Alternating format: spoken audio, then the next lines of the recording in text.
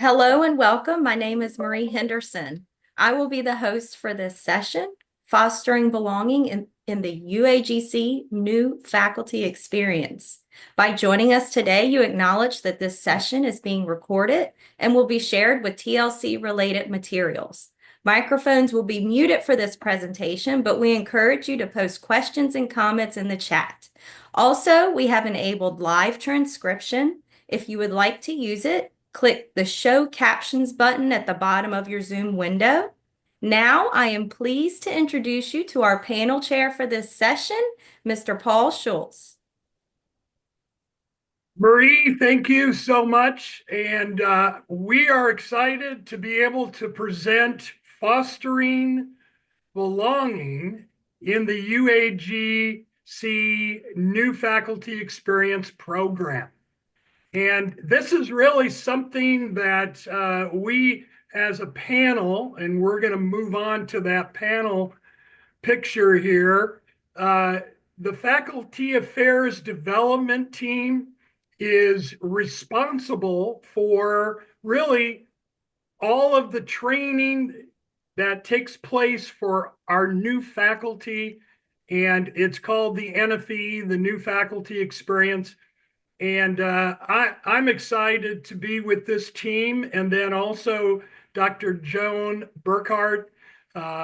So today, as you see on the slide, Amy Erickson, she is not able to be here today, but we couldn't have made this presentation or this panel discussion without her help. And so we wish her well. And then Becky Hayes, we can't operate without Becky. She is our senior learning designer, and she really helps us in all of the tools and the training modules that we produce as a development team for our faculty. And then Stephanie Adams, lead faculty development and coaching specialist. Really, she is all things NFE. She is in charge of the NFE and its growth and development. And then, of course, we are honored to have Dr. Joan Burkhardt, professor and program chair for Gen 102, such an important course within our offerings here at UAGC. So really look forward to that. And we can stay here for a moment. Today, we want this panel discussion to be interactive. And so I'm going to ask for help in the chat. If you have questions along the way as we're presenting, we want to talk. We want to discuss efforts.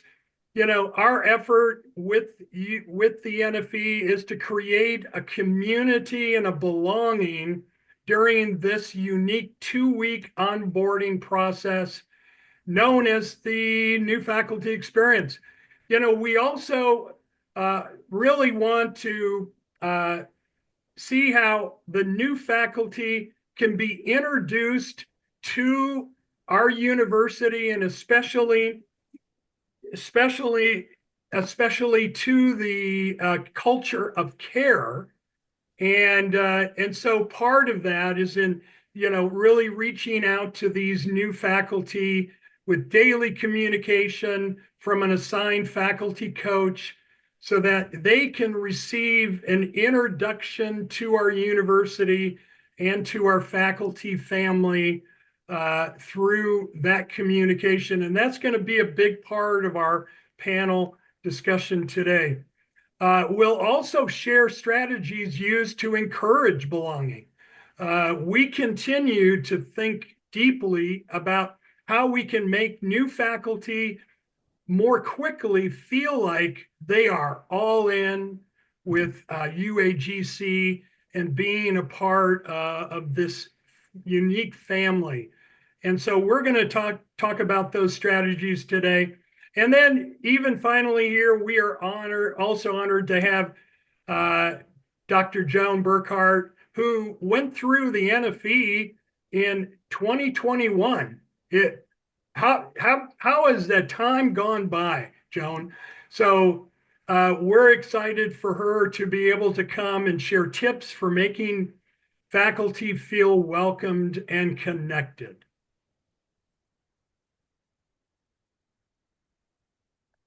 So I thought I would provide just a quick overview of the new faculty experience. Um, the goals of NFE are to provide faculty with a one-on-one guidance from an assigned faculty coach. And one of the reasons we really wanted it to be one-on-one is we really wanted to be able to make sure that the information we're giving faculty when they first hired, we know that is a really overwhelming experience. So we wanted to have a guide for them to get through and make sure they're actually absorbing the information, even though they've got a lot coming at them at once. We really try to minimize the fire hose mentality and keep things chunked and manageable in terms of learning. We also try to provide development through feedback and self-paced training courses. I'll talk a little bit more about that in just a minute. We provide new faculty with hands-on experience in a simulated classroom environment, and we really try to convey realistic expectations of their teaching commitment so that when they're finished with NFE, they really understand what we're asking them to do as instructors at UAGC. There is a syllabus online, and I will pop that link in the chat as soon as Paul starts talking again.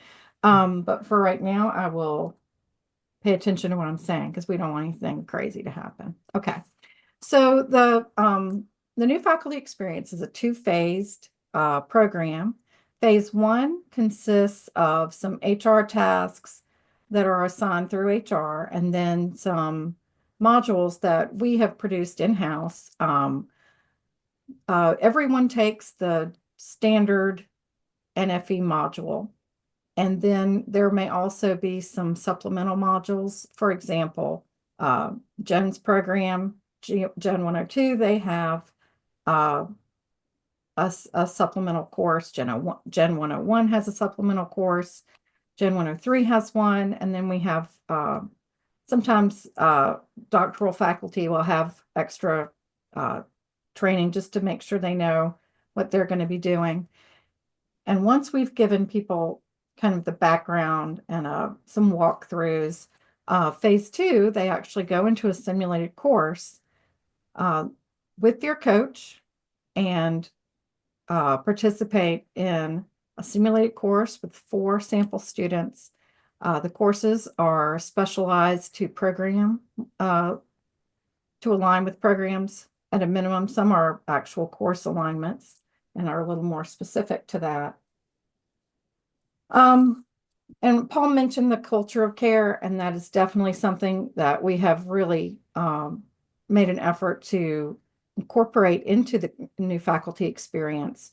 When the culture of care was launched, we did a complete revision of the NFE program and all the materials and made sure that those reflect the culture of care.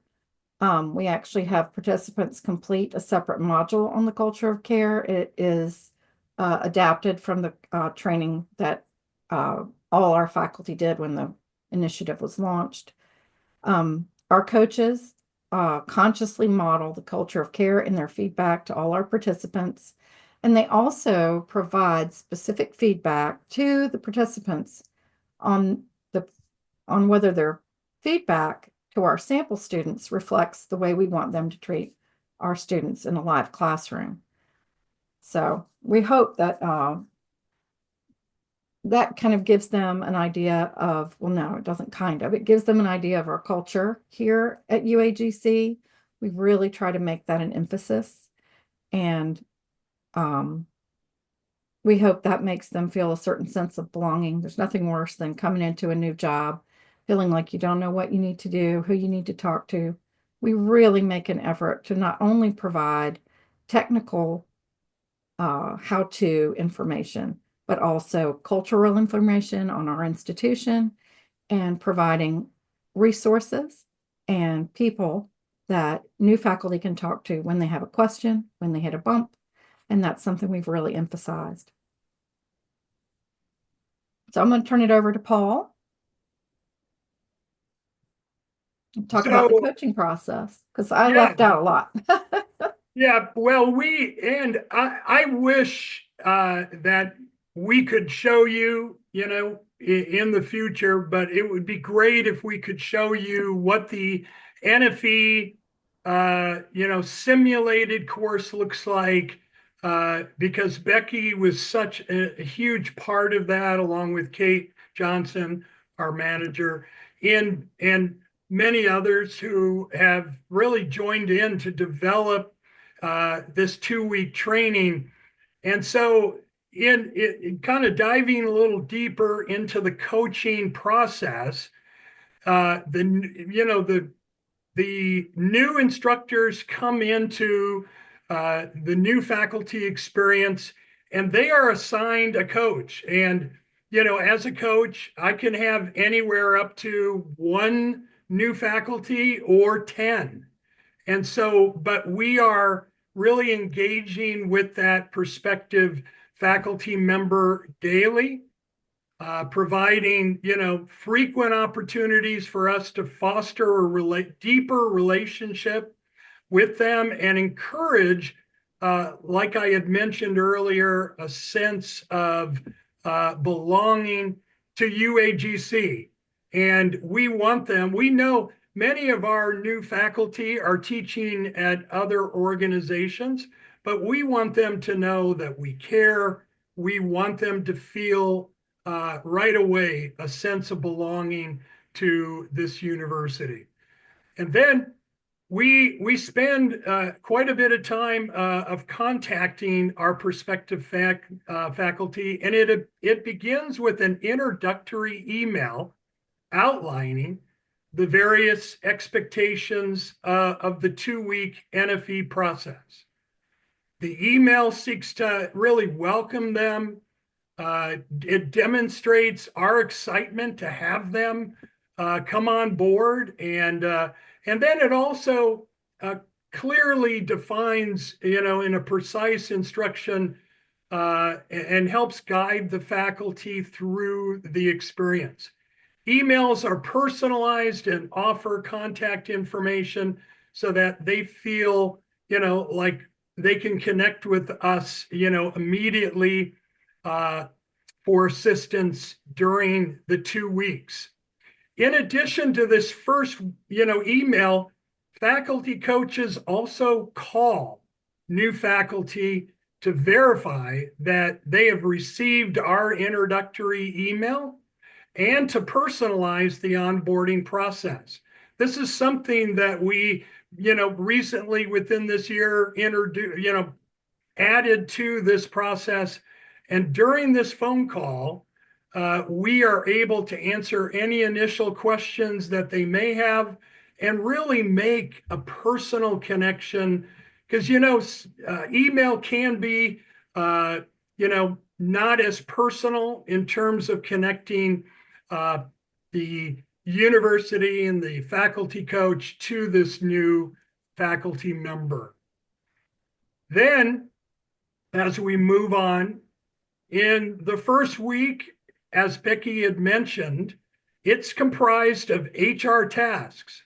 So they do, all of their HR training. We give them a week to do it so they're not overwhelmed or pressured. They sign an acknowledgement that they're in this new faculty experience. They create their faculty email. As Becky mentioned again, they take asynchronous module, and we monitor that as coaches.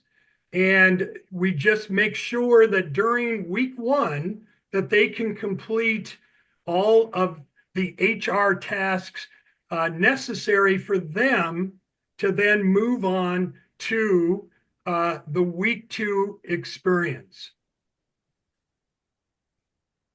During week 2 of the NFE, the prospective faculty are now enrolled into a simulated class where we have added 4 simulated students, and then they begin to participate and accomplish each day tasks that are designed to not only kind of familiarize them to the Canvas classroom, which we use, but it also it really helps and instructs them on what we are expecting in a true like 5-week course, what these instructors are going to be expected to accomplish in their instructional practice.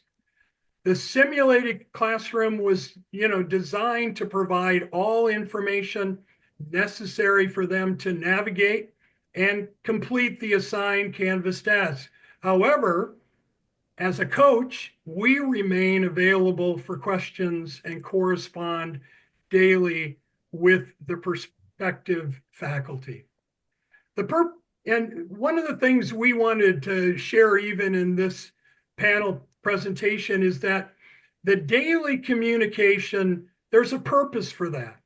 And first, to provide feedback to the faculty members' performance. How are they doing? Are they meeting expectation? Are they exceeding it, or are they below? And we really want them to be able to get that immediate feedback with daily email updates. Second, we also really want them to continue to fortify a relationship between we want to have that relationship between the new faculty member and the UAGC coach. I think it's always important for people immediately to feel like they are connected, that we believe in them, that there's a reason they've been hired, and we want to encourage that relationship. And I can't tell you, and I'm sure my other panelists can share this as well, how many NFE faculty that have come into the university call us, a month later or a year later after being hired, still seeking help, direction, encouragement.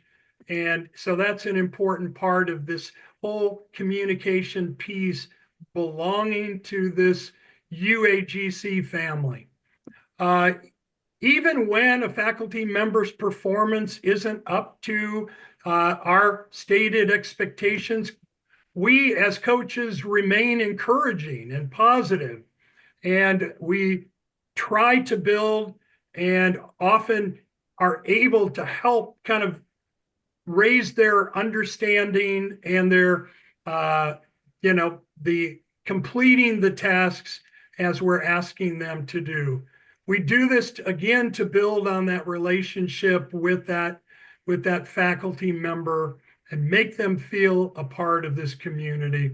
At the end of the second week of training, the faculty coach emails the hiring manager with a detailed summary of each new faculty's instructional work, but also their personalized interaction with our simulated students.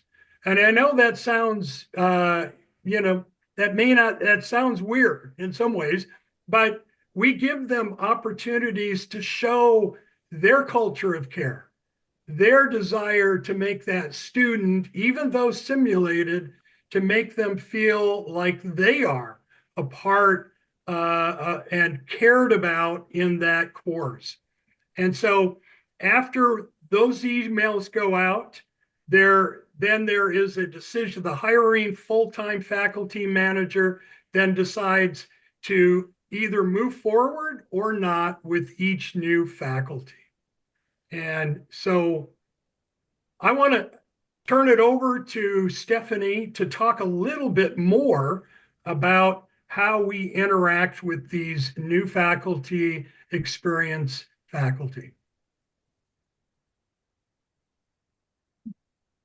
So coaching NFE, we try to be aware of different personality types that the new faculty may have coming into the university. This is just like students or anybody else. People learn, they communicate differently. So we try to be aware of the different types.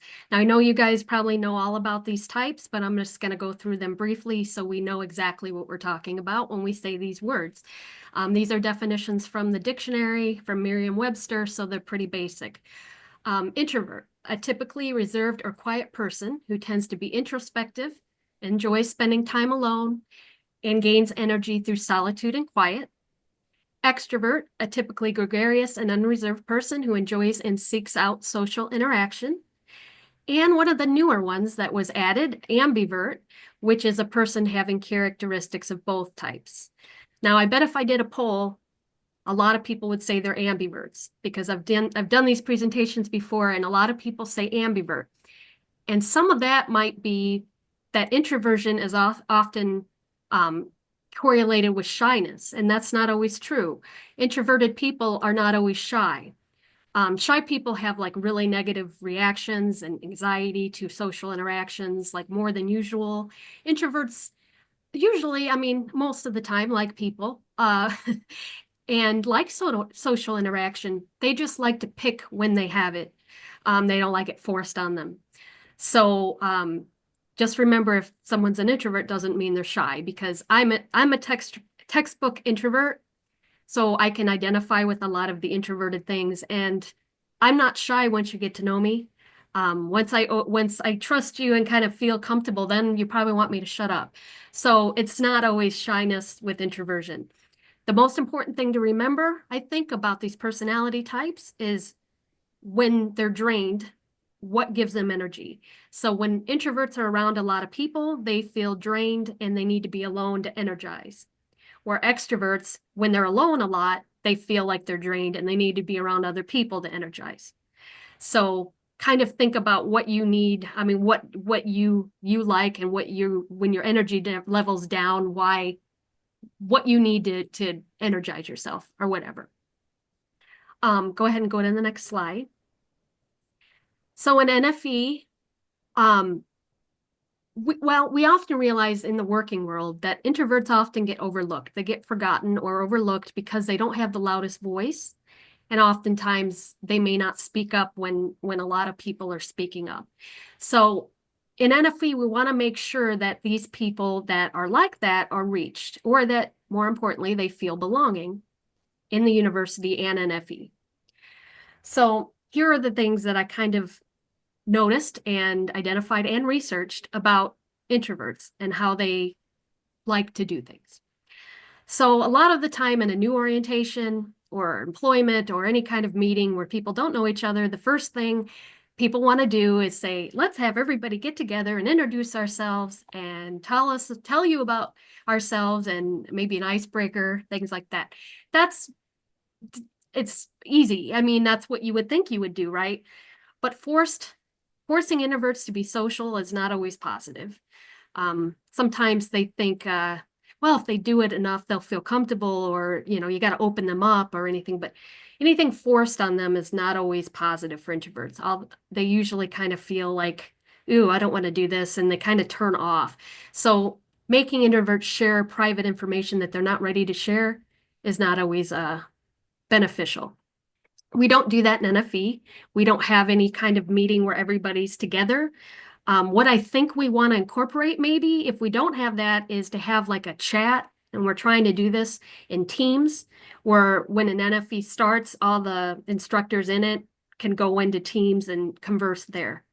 So they have time to think about what they want to say. They're not put on the spot. They can kind of start to communicate and get along and share answers or share ideas in a private way. So also, if they prefer texting to calling, we take that in mind, and I tend to text them more than call them if what they prefer.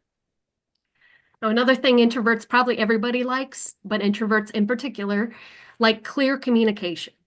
So they want to know what the process is before they start it. Surprises are not always a good thing. And in NFE, we have everything laid out in the first email, the due dates, the schedule, the links, if they want to even if they want even more information, they can go look for more information.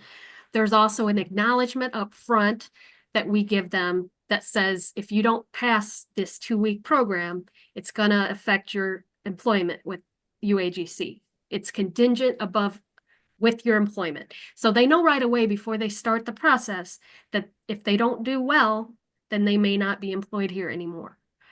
So that's up front. It's not a surprise. Everything is there for them. Now, something important with introverts especially is not assuming anything. A lot of the time, if someone's quiet or doesn't participate as much, they think they're disengaged or they think they're bored or, all of that stuff. That's not always true. Introverts just need a little time to digest and formulate their ideas, and they often think before they speak. So just because they're not in it, and included and not included, but just because they're not speaking doesn't mean that they're not involved. An important thing for me anyway, which I would think would be for a lot of introverts, is giving them time. So if anything spontaneous is probably not good. We don't want to just spring it on them. So we give them time. Like if we have to set up a meeting with them, we'll send an agenda beforehand or any questions we're going to ask beforehand so they can kind of formulate what they're going to say and they're not put on the spot in the meeting.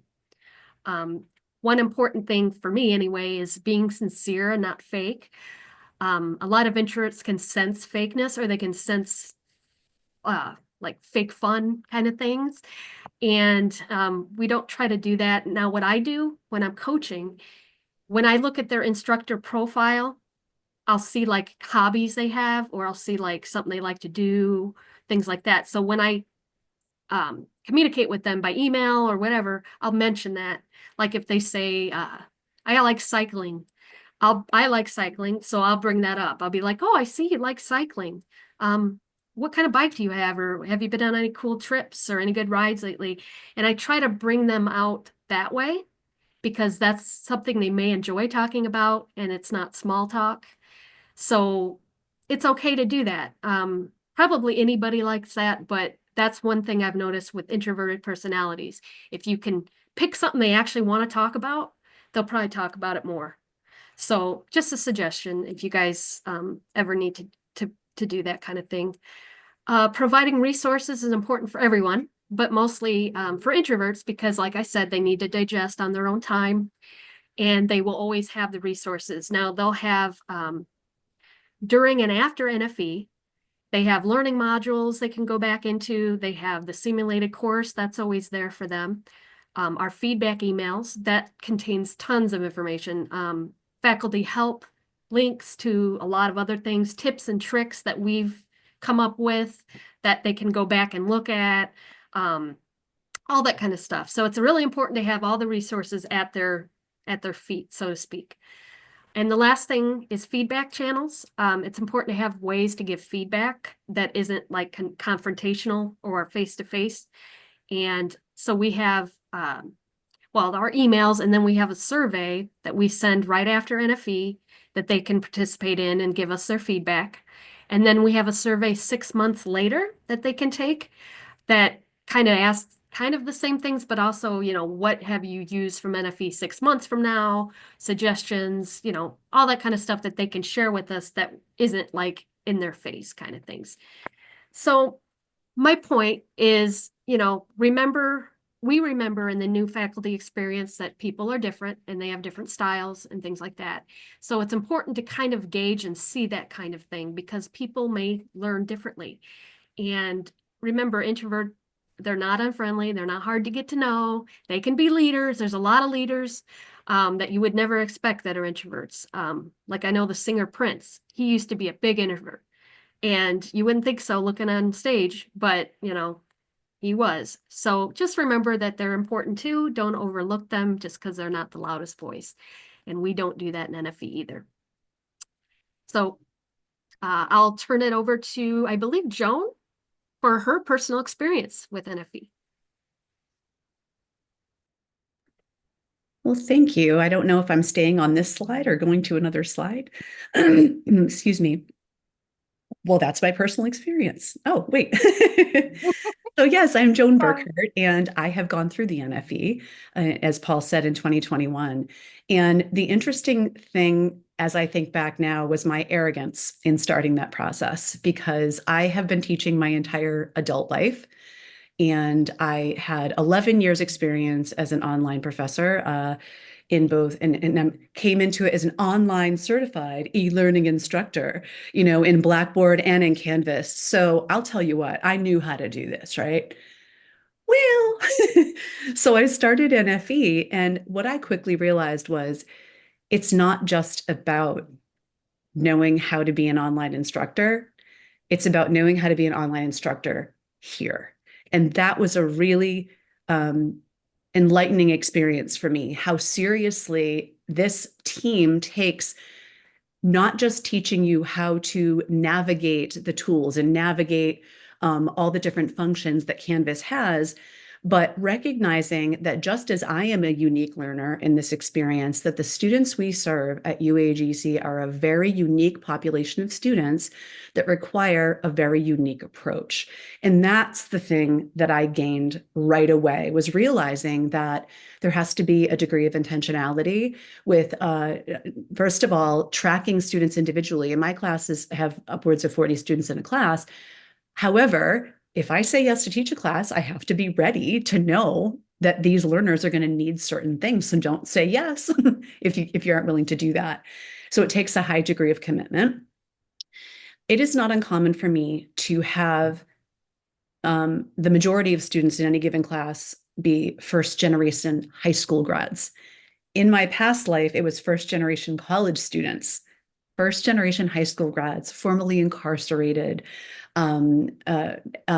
recovering addiction, all sorts of trauma that have these responses that, although I am not a trained therapist, that I can still, in my own way, let them help them feel seen and let them know that as part of the culture of care, I am here to help and support them.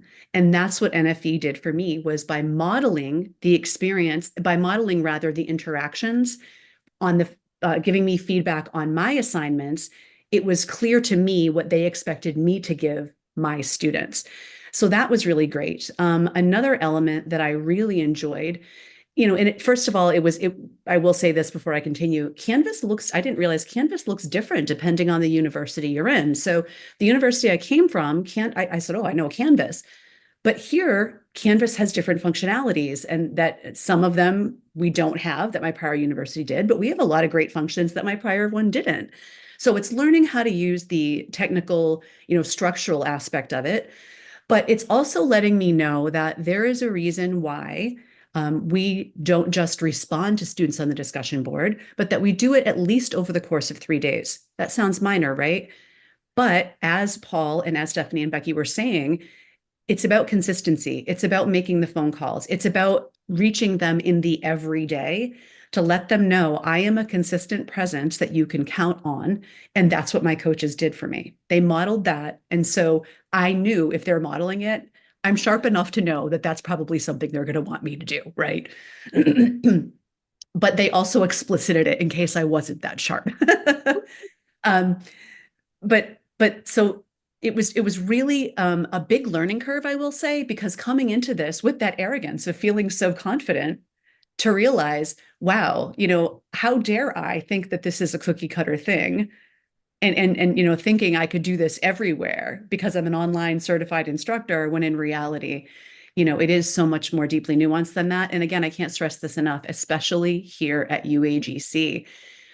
I don't want to say any students are more deserving than others, but our students are strategically undervalued, is the term I would use. They have been, perhaps their entire lives. We might be the first people in their lives to ever think they can do this, to ever expect more from them, to ever know that this can change their lives and be willing to help them do that. And so by really communicating that to me in NFE, that this is what our student body is, and making it clear that this is a responsibility, that I'm going to have, and that this is, these are the steps I can take to make that happen, was really invaluable. I want to make just a quick little vignette for you here. There was one night in particular, Paul's going to smile now because he knows Paul Schultz was my coach. And as you can see, he is very gregarious. He exudes warmth and positivity, and he laughs a lot. And that's something I'm an introvert actually, but I am very energized by certain types of people. And Paul is one of those types of people. Luckily, he was matched with me. Well, lucky for me. I don't know about him. But there was a time where I actually was extremely overwhelmed. And I tell my students, if you can make it 3 weeks in my course, I can take you till the end of your degree. And Paul said, 3 courses, Joan. By the end of 3 courses, you will feel better. And yet, the irony is, I didn't allow myself the same grace I was telling my students. I was showing my students. So there was a time where I felt, I can't do this. This is a lot. It is no joke teaching here. Our students need a lot of support.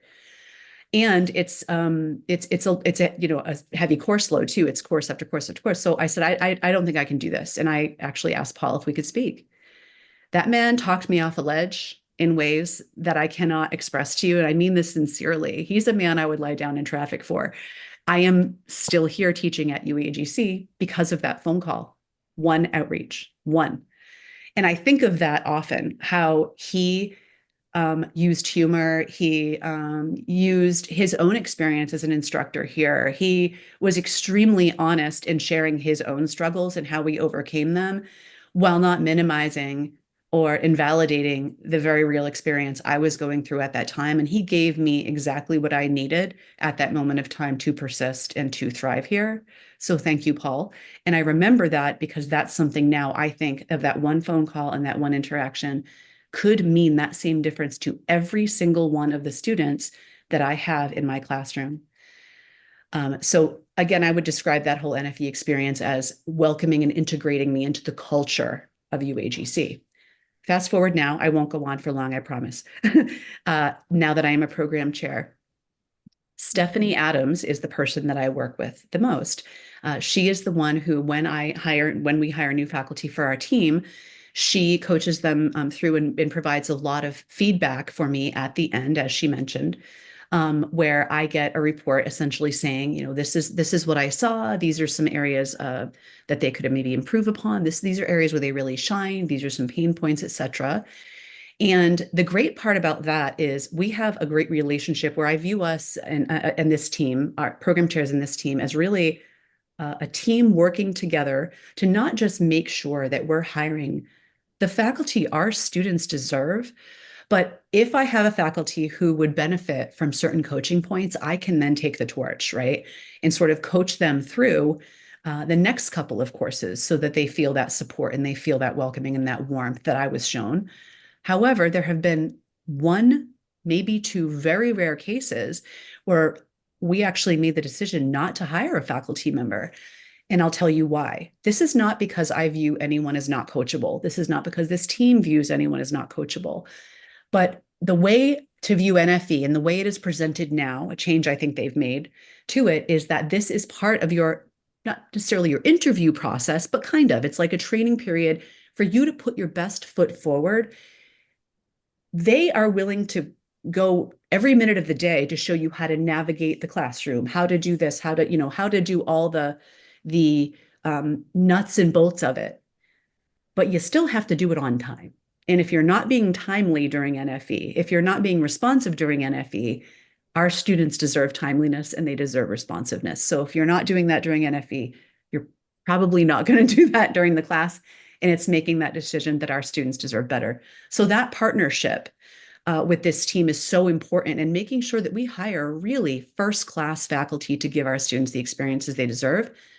The last thing I'll mention that I learned from this whole experience with them is that belonging is a reciprocal experience, meaning I have long viewed belonging as something that we give diversity, equity, and inclusion, right? We have these initiatives. And what we hope is that then, because of all the things we've provided, that you feel like you belong. But in reality, it's not a gift that's bestowed on me. I have to take ownership of my own belonging as well. If I am not willing to receive that and then take that and turn it into something for myself, it's like with our students, we can't want it more than they want it for themselves, right? And it's the same thing with belonging. You can reject that. I could have chosen, and any new faculty member can choose to reject all of that stuff that they're showing. And it's no fault of their own, but it's recognizing that belonging is that reciprocal, has a reciprocal nature where I have to, and all of my students have to, and all new faculty, we all have to take ownership of our own belonging and sort of buy what they're selling and make those efforts to engage and to welcome ourselves and take those steps to integrate ourselves into the community, into the university community. So thank you so much for doing that for me. And for Paul, mwah. And I'm not sure who I'm passing it off to next, so you'll have to help me with that. It is future improvements. And so this is really kind of an opportunity for us to ask for the help of those attending today. But if you'll go to the next slide, we have a few things.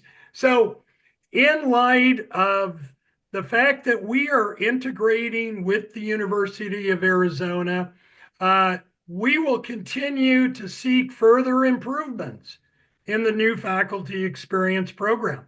We don't know kind of where that's headed, but we've already begun and we are engaging with a committee of faculty and staff for an 18-month review of the entire NFE structure. As Stephanie has said in the past, when we began this new faculty experience in 2020, we really haven't done like an entire or full review of the NFE program itself. And so we're actually excited. We know it's going to be some work as we go through and review every aspect of the NFE, but we are excited for what that will produce in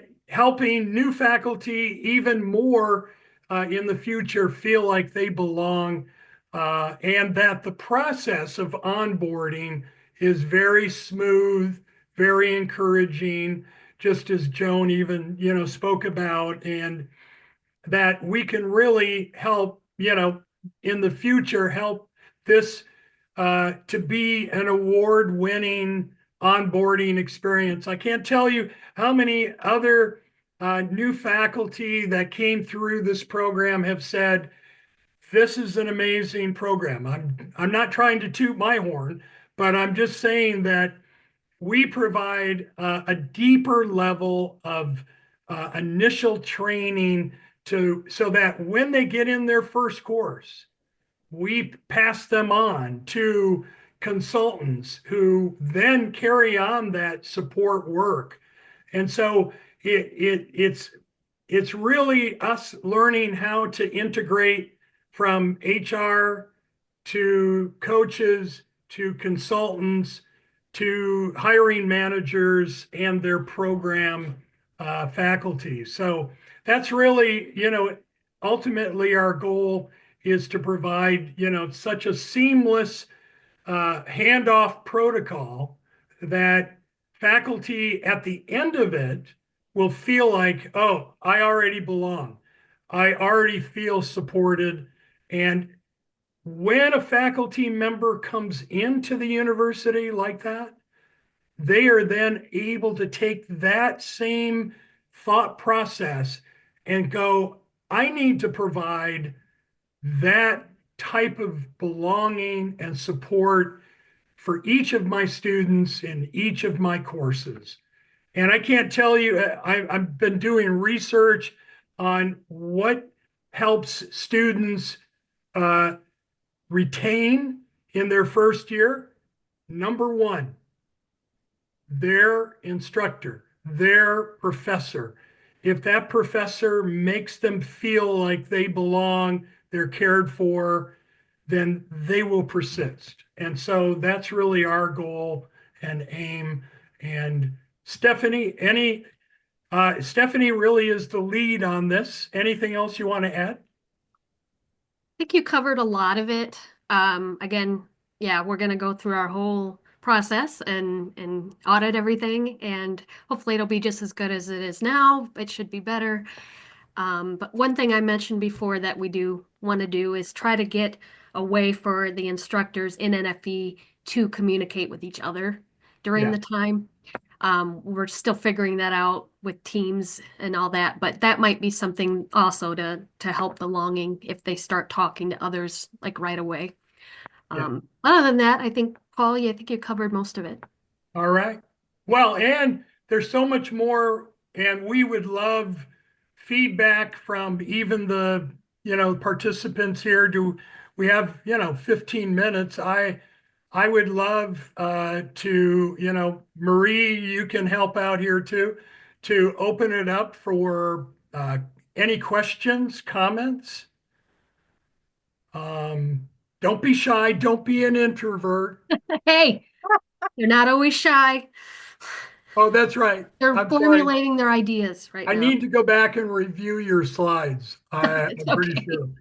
It's okay. Sometimes they're shy too. Yeah, It's well, hard for Paul to relate. It's okay, Paul. No. We understand. yeah, it's funny on our team for those, listening. Uh, if any of the coaches, if they could have me make a phone call, that's all me. I'm like, We I'll have make a phone call before sending an email. I just want to talk with you. And when we get done talking about whatever the question was, I want to talk some more. So there you go. well, at least we have every personality type as a coach. Maybe it's a questionnaire you could do before you decide who the coach is. Matching That's the true. coach to the Yeah, faculty. that is a good idea, Marie. That's true. Like email them. Do you like to talk on the phone or just email? Right. It's true though. I mean, I don't always like talking. I hate talking on the phone, but I do it. I mean, it's important to get out of your comfort zone at times. That's how you grow. And as introverts, you do need to keep growing and get out of your comfort zone sometimes. But, you know, ultimately, it's just different ways to reach people. That's all. Well, and I love, Allie, I love your comment. You would have loved to have had peers to lean on in the NFE. And so we definitely need to explore how we can, maybe we have partner mentors to each program, that they could lean on. But yeah, that'll be interesting. Well, and there's things they may say to their peers that they don't say to their coach. But we don't know, but hope. I don't know. But you do have a different communication style with, a coach that you just get hired at an organization, and so you're a little on edge with who's who and who you need to talk to. So yeah, if they could connect with their peers, they may feel, you know, more comfortable and things like that. So we're still working on that.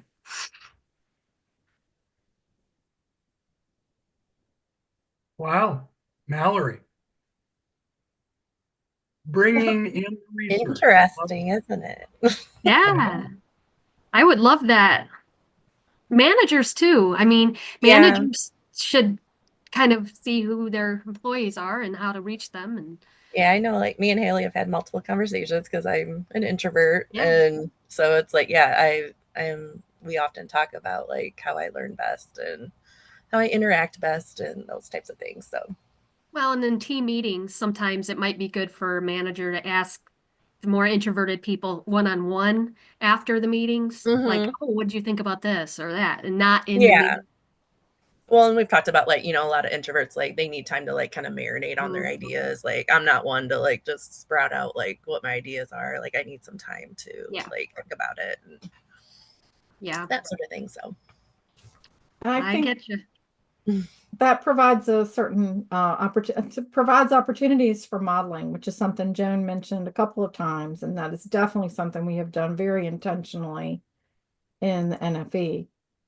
You know, there's nothing wrong with reaching out to people. Well, actually, isn't it built into our welcome emails that we ask people how they prefer to be contacted? We ask them how they prefer to interact. We ask them how they prefer to be addressed. I mean, Mhm. you know, that's what we want our instructors to do with our students also. You know, and so many things that we do as a team in you know, in our work environment translate to working with students and making sure they're comfortable. You know, so we really try to keep that in mind and very consciously make sure that what we're doing shows faculty what we try to meet those same expectations ourselves, you know. Right. The other thing I wanted to mention is we used to have, so the original NFE I typed in the chat was in place. I got here in 2017 and it was already in place. And I think both Paul and Steph were facilitators in the original program also. And it actually put participants in a position where they were the students in a course together. So they did actually get to see who else was in NFE with them. And then I was hired and Kate Johnson became the, I don't know what her title was then, but the manager of the training that we were doing. And she became my manager. And so we did a lot of thinking and a lot of research and decided it was what we really wanted was for the faculty to have a model of what it was like to teach our courses rather than to be a student. Because what we needed to know is how not just would they participate in a discussion with their peers, but how would they grade the participants, and you know, and so we gave up that connection with the cohort. I think of them as cohorts, and I'd really like to see that. I'd like to build on that idea of, you know, cohorts of faculty, just like we have cohorts of students, and try to give them a way to connect. And that's just not something we've really been able to figure out. Teams may give us an opportunity that we haven't had before. I mean, honestly, it's taken several years to kind of iron out the different ways. We've gone through a lot of changes with NFE. It definitely is an iterative process and something we really try to apply continuous improvement to.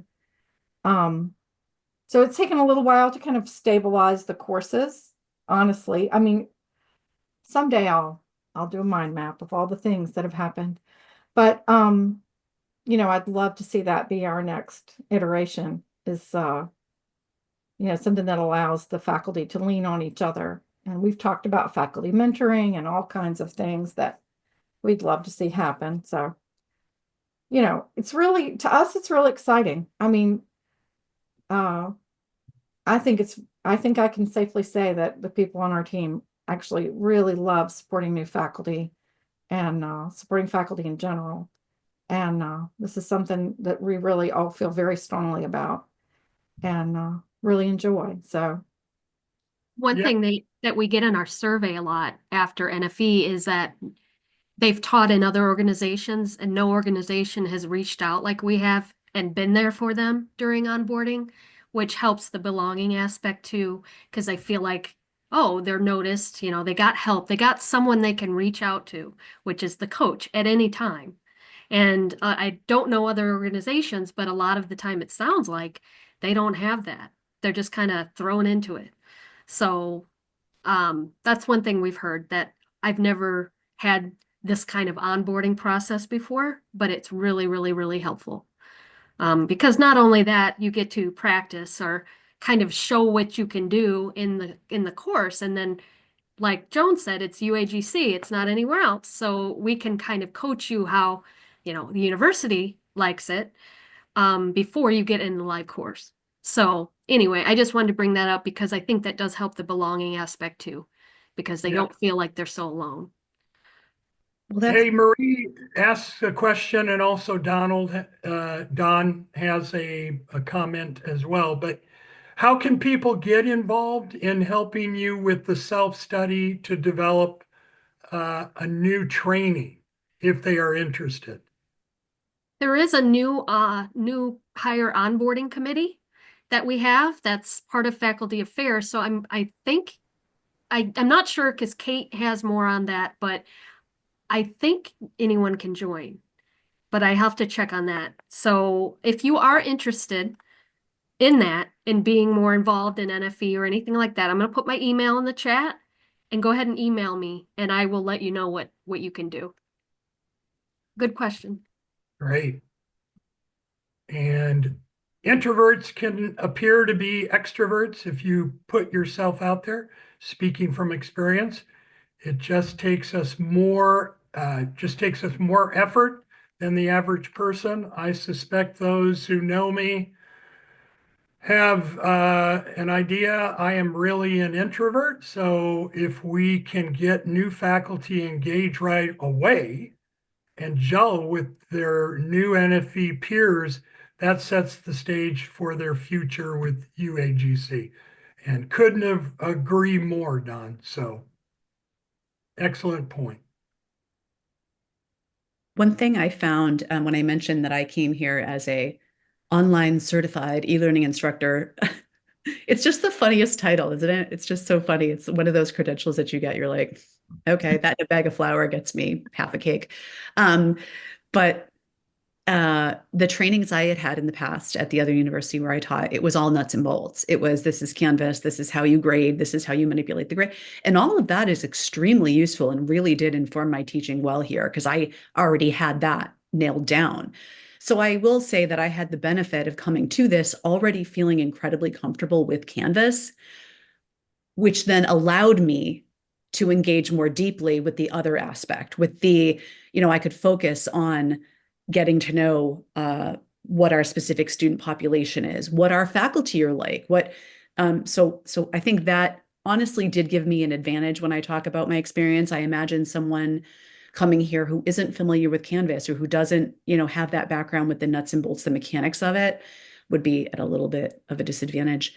I would make a suggestion for NFE if anybody's interested, and even for us to do with our students.